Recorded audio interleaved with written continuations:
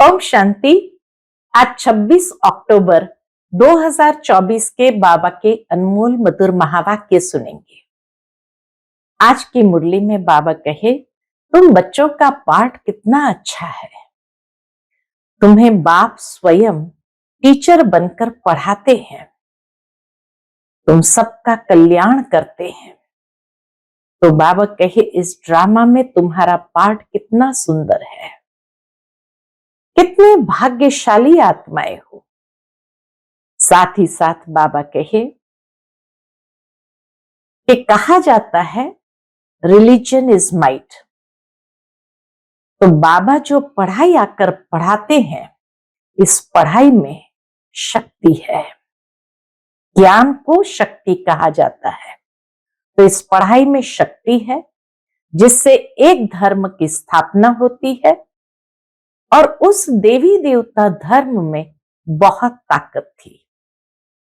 बाबा मिसाल देते हैं कि आज की दुनिया में राजाएं जो होते हैं, उनके पास लश्कर की ताकत होती है, तो प्रजा आदि डरते हैं।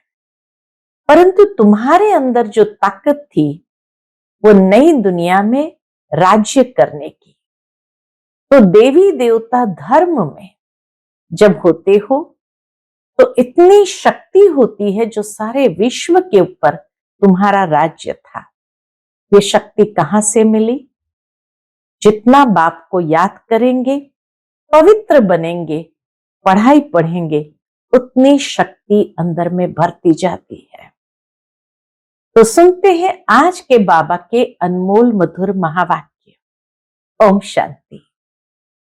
मीठे बच्चे, सर्वशक्तिमान बाप आया है तुम्हें शक्ति देने।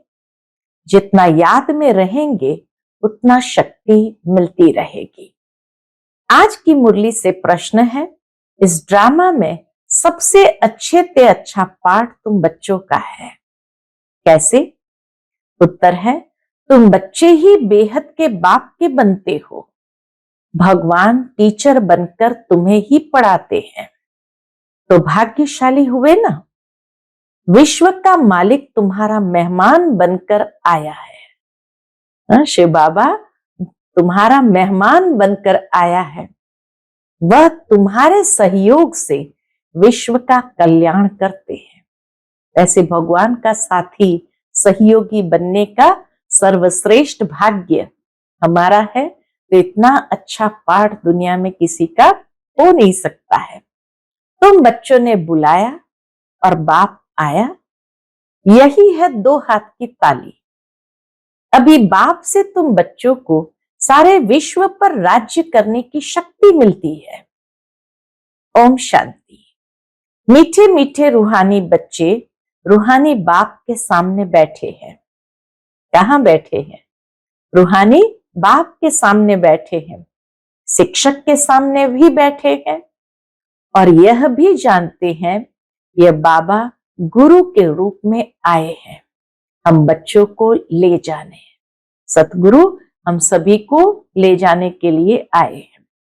बाप भी कहते हैं, हे रूहानी बच्चों, मैं आया हूं तुमको यहां से ले जाने। ये पुरानी दुनिया बन गई है और यह भी जानते हो कि यह दुनिया छीछी है। तुम बच्चे भी छीछी बन गए हो।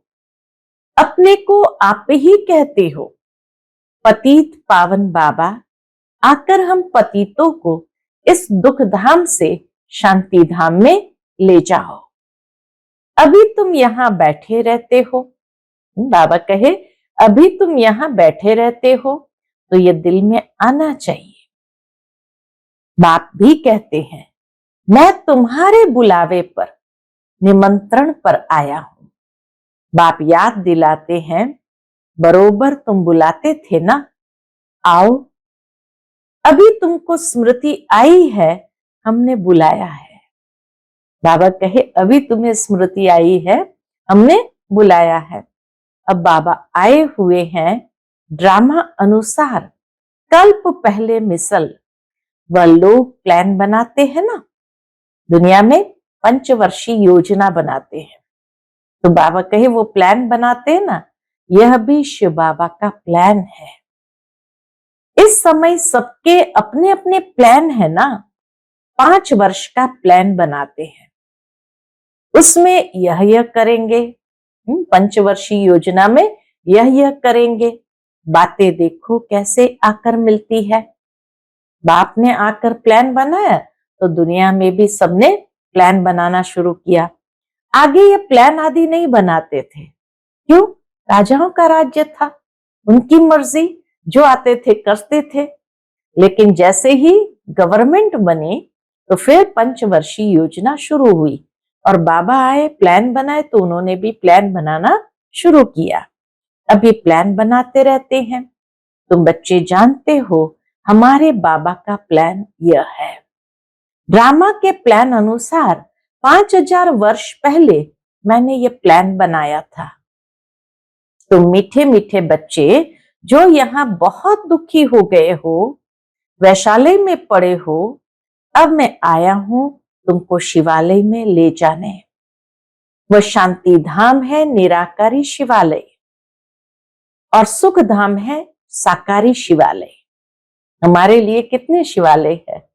एक तो बाबा कहे निराकारी शिवालय परम धाम, सुखधाम भी शिवालय है, मधुबन भी शिवालय है, ब्रह्मा बाबा का रथ और रथ में भी ब्रुकुटी, ये भी शिव बाबा का शिवालय है और हर सेंटर भी शिवालय है जहां बाबा चक्कर लगाते रहते हैं। तो 5 शिवालय हम सभी के हैं, इसलिए बाबा कहे वो शांति धाम है निराकारी शिवालय और सुख धाम है साकारी शिवालय। तो इस समय बाप तुम बच्चों को रिफ्रेश कर रहे हैं। तुम बाप के सन्मुख बैठे हो ना, बुद्धि में निश्चय तो है बाबा आया हुआ है। बाबा अक्षर बहुत मीठा है, यह भी जानते हो हम आत्माएं उस बाप के बच्चे हैं। फिर पाठ बजाने के लिए इस बाबा के बनते हैं, ब्रह्मा बाबा के बनते हैं। कितना समय तुमको लौकिक बाबाएं मिले हैं, सतयुग से लेकर सुख और दुख का पाठ बजाया है। अभी तुम जानते हो हमारा दुख का पाठ पूरा होता है, सुख का पाठ भी पूरा 21 जन्म बजाया है। फिर आधा कल्प दुख का पाठ बजाया। बाबा ने तुमको स्मृति दिलाई है। बाबा पूछते हैं बरोबर ऐसे है ना? अब फिर तुमको आधा कल्प सुख का पाठ बजाना है। बाबा कहे अब फिर तुमको आधा कल्प सुख का पाठ बजाना है। इस ज्ञान से तुम्हारी आत्मा भरपूर रहती है, फिर खाली हो जाती है। फिर बाप भरपूर करते हैं।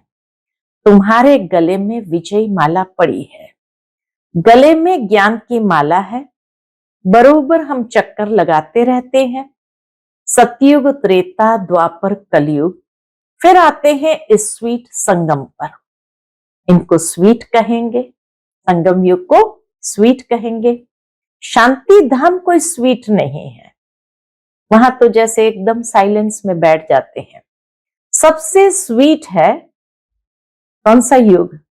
बाबा कहे सबसे स्वीट है पुरुषोत्तम कल्याणकारी संगम युग।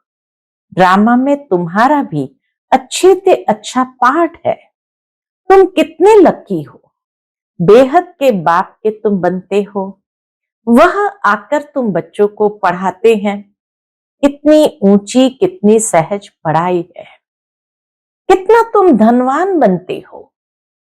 इसमें कोई मेहनत नहीं करनी पड़ती। डॉक्टर इंजीनियर आदि कितनी मेहनत करते हैं, उस पढ़ाई में तो कितनी मेहनत लगती है। तुमको तो वर्षा मिलता है, बाप की कमाई पर बच्चे का हक होता है ना। तुम ये पढ़कर 21 जन्मों की सच्ची कमाई करते हो, वहां तुमको कोई घाटा नहीं पड़ता है।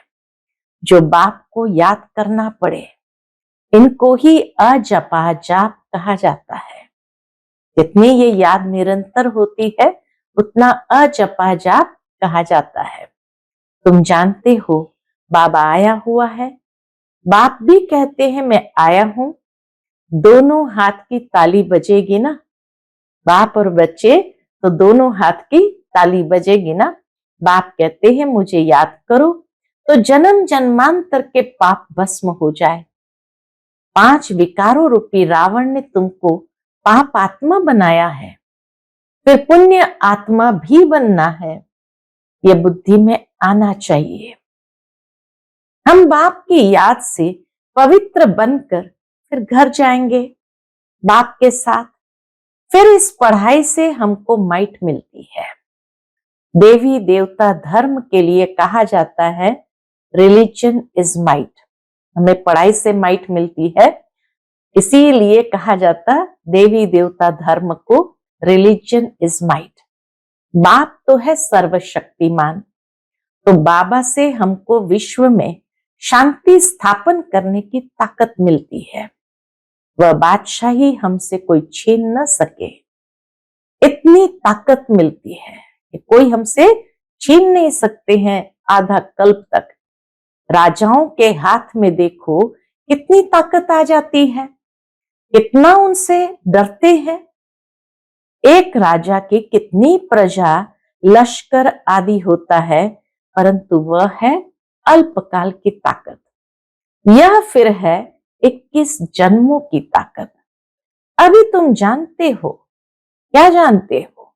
सर्वशक्तिमान बाप से ताकत मिलती है, इसके लिए विश्व पर राज्य करने के लिए। लव तो रहता है ना, देवताएं प्रैक्टिकल में नहीं है तो भी कितना लव रहता है लोगों का।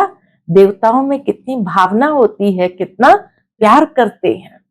तो बाबा कहे भले देवताएं प्रैक्टिकल में नहीं है तो भी कितना लव रहता है। जब सन्मुख होंगे तो प्रजा का कितना लव होगा। याद की यात्रा से ये सब तुम ताकत ले रहे हो, ये बातें भूलो नहीं। याद करते करते तुम बहुत ताकत वाले बन जाते हो। सर्वशक्तिमान और कोई को नहीं कहा जाता, सबको शक्ति मिलती है। इस समय कोई में शक्ति नहीं है। बाबा कहे सर्वशक्तिमान से ही सबको शक्ति मिलती है, इस समय कोई में शक्ति नहीं है। क्यों? सब तमो प्रधान है। फिर सभी आत्माओं को एक से ही शक्ति मिल जाती है, फिर अपनी राजधानी में आकर अपना अपना पाठ बजाते हैं, अपना हिसाब किताब चुकता कर फिर ऐसे ही नंबरवार शक्तिमान बनते हैं। पहले नंबर में है इन देवताओं में शक्ति, पहले नंबर में है इन देवताओं में शक्ति। ये लक्ष्मी नारायण बरोबर सारे विश्व के मालिक थे ना। तुम्हारी बुद्धि में सारे सृष्टि का चक्र है। जैसे तुम्हारी आत्मा में ये नॉलेज है, वैसे बाबा की आत्मा में भी सारी नॉलेज है। अभी तुमको ज्ञान दे रहे हैं, ड्रामा में पार्ट भरा हुआ है जो रिपीट होता रहता है। फिर वह पार्ट 5000 वर्ष के बाद रिपीट होगा। यह भी तुम बच्चे जानते हो।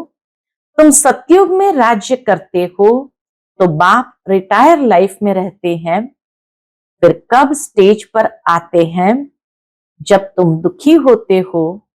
तुम जानते हो उनके अंदर सारा रिकॉर्ड भरा हुआ है। कितनी छोटी आत्मा है, उनमें कितनी समझ रहती है। बाप आकर कितनी समझ देते हैं। फिर वहां सतयुग में ये सब भूल जाते हो। सतयुग में तुमको ये नॉलेज होती नहीं, वहां तुम सुख भोगते रहते हो। यह भी अभी तुम समझते हो। सतयुग में हम 100 देवता बन सुख भोगते हैं। अभी हम 100 ब्राह्मण है, फिर 100 देवता बन रहे हैं। यह ज्ञान बुद्धि में अच्छी रीति धारण करना है। इसको समझाने में खुशी होती है ना। तुम जैसे प्राण दान देते हो, कहते हैं ना काल आकर सबको ले जाते हैं। काल आदि कोई है नहीं, ऐसे कोई काल है नहीं। ये तो बना बनाया ड्रामा है। हरेक को अपने अपने समय पर जाना ही है। आत्मा कहती है मैं एक शरीर छोड़ चला जाता हूं, फिर दूसरा लेता हूं, मुझे कोई काल नहीं खाता। आत्मा को कोई खाता थोड़ी है, आत्मा को फीलिंग आती है, महसूसता होती है। आत्मा जब गर्भ में रहती है तो साक्षात्कार कर दुख भोगती है, अंदर सजा भोगती है, इसलिए उनको कहा जाता है गर्भ जेल। कितना ये वंडरफुल ड्रामा बना हुआ है। गर्भ जेल में सजाएं खाते अपना साक्षात्कार करते रहते हैं। सजा क्यों मिली? साक्षात्कार तो कराएंगे ना। गर्भ में है तो क्या हुआ, आत्मा को साक्षात्कार कराएंगे, इस कर्म की ये सजा है। यह बेकायदे काम किए हैं, इनको दुख दिया है। कि जिसको भी दुख दिया तो साक्षात्कार कराएंगे बाबा, फिर ही सजा मिल सकती है। ये भी एक प्रकार का कायदा है कि बिना रियलाइज कराए, बिना साक्षात्कार कराए सजा नहीं दे सकते हैं। तो बाबा कहे साक्षात्कार कराएंगे, यह बेकायदे काम किया है, इनको दुख दिया है, वहां सब साक्षात्कार होते हैं, फिर भी बाहर आकर पापात्मा बन जाते हैं। सभी पाप भस्म कैसे होंगे? सो तो बच्चों को समझाया है इस याद की यात्रा से, और फिर स्वदर्शन चक्र फिराने से तुम्हारे पाप कटते हैं। बाप कहते भी है, मीठे मीठे स्वदर्शन चक्रधारी बच्चों, तुम 84 का यह स्वदर्शन चक्र फिराएंगे तो तुम्हारे जन्म जन्मांतर के पाप कट जाएंगे। चक्र को भी याद करना है। किसने यह ज्ञान दिया, उनको भी याद करना है। बाबा हमको स्वदर्शन चक्रधारी बना रहे हैं, बनाते तो है, परंतु फिर रोज रोज नए आते हैं तो उन्हों को रिफ्रेश करना होता है। तुमको सारा ज्ञान मिला है, अभी तुम जानते हो हम यहां आए हैं पार्ट बजाने। 84 का चक्र लगाया, अब फिर वापस जाना है। ऐसे चक्र फिराते रहते हो? पूछते बाबा। स्वदर्शन चक्रधारी बनना माना ऐसे चक्र फिराते रहते हो। बाप जानते हैं बच्चे बहुत भूल जाते हैं, बाबा को मालूम है बच्चे बहुत भूल जाते हैं। चक्र फिराने में कोई तकलीफ नहीं है, फुर्सत तो बहुत मिलती है। पिछाड़ी में तुम्हारी ये स्वदर्शन चक्रधारी की अवस्था रहेगी, तुमको ऐसा बनना है।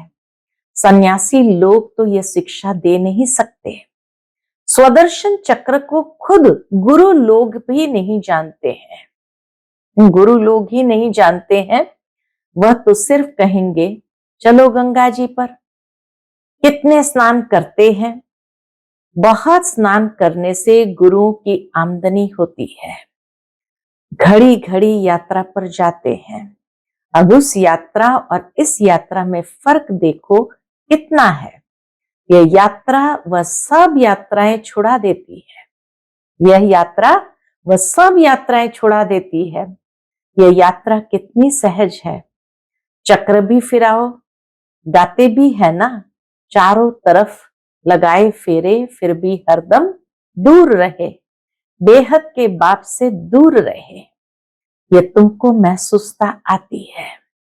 वो लोग इस अर्थ को नहीं जानते हैं, अभी तुम जानते हो। बहुत फेरे लगाते रहे, अभी इन फेरों से तुम छूट गए हो।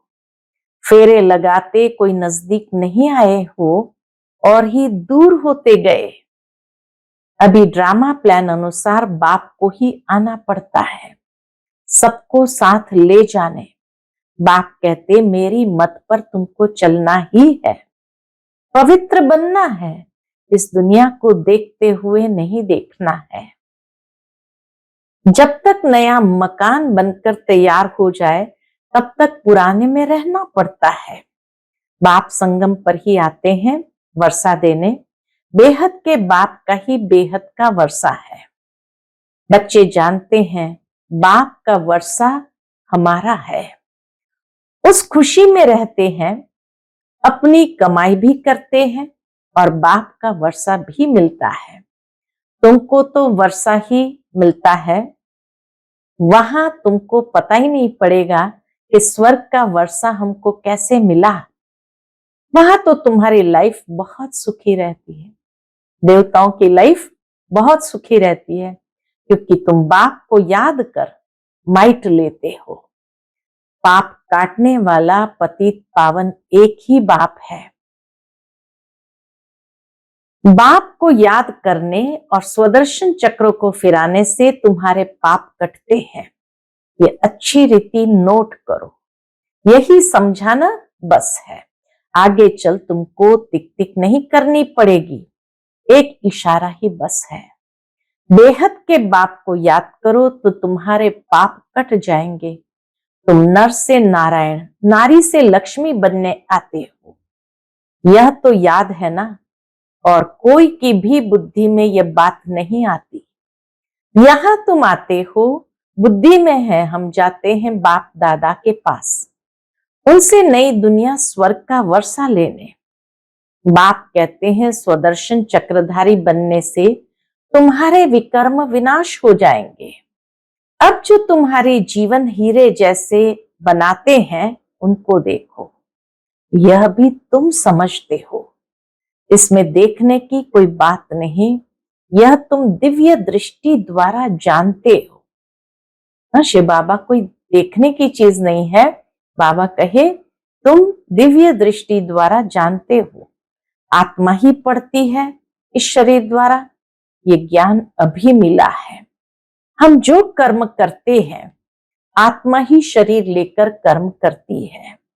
बाबा को भी पढ़ाना है, उनका नाम तो सदैव शिव ही है। शरीर के नाम बदलते हैं, यह शरीर तो हमारा नहीं है, यह इनकी मिल्कायत है। शरीर आत्मा की मिल्कायत होती है जिससे पाठ बजाती है। यह तो बिल्कुल सहज समझ की बात है। आत्मा तो सब में है, सबके शरीर का नाम अलग अलग पड़ता है। यह फिर है परमात्मा, सुप्रीम आत्मा, ऊंचते ऊंच है। अभी तुम समझते हो भगवान तो एक है क्रिएटर, बाकी सब है रचना, पाठ बजाने वाले। यह भी जान गए हो कैसे आत्माएं आती है। पहले पहले आदि सनातन देवी देवता धर्म की आत्माएं रहती है, थोड़ी सी आत्माएं रहती है, फिर पिछाड़ी में लायक बनते हैं पहले आने के लिए। यह सृष्टि चक्र की जैसे माला है जो फिरती रहती है। माला को तुम फिराते हो तो सब दानों का चक्र फिरता है ना। सतयुग में भक्ति जरा भी होती नहीं। बाप ने समझाया है, हे आत्माएं मां में कम याद करो, तुमको घर जरूर लौटना है, विनाश सामने खड़ा है। याद से ही पाप कटेंगे और फिर सजाएं खाने से भी छूट जाएंगे। मर्तबा भी अच्छा पाएंगे, नहीं तो सजाएं बहुत खानी पड़ेगी। मैं तुम बच्चों के पास कितना अच्छा मेहमान हूं। बाबा कहे मैं तुम बच्चों के पास कितना अच्छा मेहमान हूं। मैं सारे विश्व को चेंज करता हूं, पुराने विश्व को नया बना देता हूं। तुम भी जानते हो बाबा कल्प कल्प आकर विश्व को चेंज कर पुराने विश्व को नया बना देते हैं। यह विश्व नए से पुरानी, पुरानी से नई होती है ना। तुम इस समय चक्र फिराते रहते हो। बाप की बुद्धि में ज्ञान है, वर्णन करते हैं तुम्हारी बुद्धि में भी है चक्र कैसे फिरता है। तुम जानते हो बाबा आया हुआ है, उनकी श्रीमत पर हम पावन बनते हैं। याद से ही पावन बनते जाएंगे, फिर उच्च पद पाएंगे। पुरुषार्थ भी कराना जरूरी है। पुरुषार्थ कराने के लिए कितने चित्र आदि बनाते हैं। जो आते हैं उनको तुम 84 के चक्र पर समझाते हो। बाप को याद करने से क्या होगा, तुम पतित से पावन बन जाएंगे। अच्छा, मीठे मीठे सिक्किलदे बच्चों प्रति माता पिता बाप दादा का याद प्यार और गुड मॉर्निंग। रूहानी बाप की रूहानी बच्चों को नमस्ते।